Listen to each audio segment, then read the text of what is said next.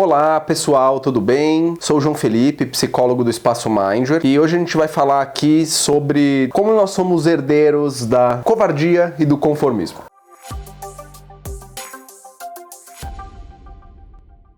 E o que eu quero dizer com isso, né? Eu sei que é uma colocação forte, né? Nós somos herdeiros da covardia e do conformismo, mas o que eu quero dizer é que ao longo de milhões de anos de evolução, duas características foram selecionadas nos indivíduos, né? Duas características filogenéticas, a gente pode dizer, aquelas que são comportamentos inerentes ao organismo e à espécie, né? Que a natureza, ela recompensa os covardes, ou até melhor falando, ela pune os corajosos, né? O organismo que se joga muito por aí na vida natural, ele é um organismo que tende a ser extinto antes dele passar para frente os genes dele. E também a natureza não trata com muita gentileza aqueles que não grudam no grupo, né? Então o que eu tô falando aqui é que a gente foi ao longo de milhões de anos selecionado evolutivamente para fazer duas coisas: uma, evitar perigo, e duas, copiar o nosso bando, fazer o que o grupo tá fazendo, né? E ao longo de toda a nossa existência evolutiva, os organismos que copiavam o que o grupo estava fazendo e os organismos que se entregavam ao medo de se lançar, né, às oportunidades, eram os que sobreviviam para contar a história e para passar adiante seus genes. E a gente vem caminhando aqui durante esses milhões de anos de evolução e a gente chega aqui no qual a grande maioria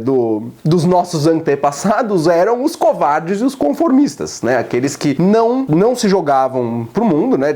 Se entregavam ao medo do risco das coisas e eram os que copiavam o que o bando estava fazendo. Só que a gente vem chegando nos últimos poucos milhares de anos, a gente vem desenvolvendo aqui uma característica humana que vai no sentido completamente oposto dessa determinística biológica, vamos dizer assim, né? Que é a individualidade. E a individualidade pede pra gente o oposto disso. A individualidade pede que nós sejamos corajosos, né? E vamos atrás das coisas que nos interessam, vamos atrás das coisas que a gente gosta, né? Que a nossa individualidade nos chama pra arriscar, e a nossa individualidade nos coloca, né, contra o grupo. Ela fala, olha, as pessoas fazem assim, mas eu quero fazer de tal forma, né? Então a gente vive, eu acho, essa batalha interna. Por um lado, a gente tem muito medo e a gente quer copiar o que os outros estão fazendo, e por um outro lado, a gente quer ter, né, a gente tem muito desejo de ir pro mundo e de fazer as coisas do nosso jeito, né? E eu acho que a gente vive nesse meio termo, tá? A gente vive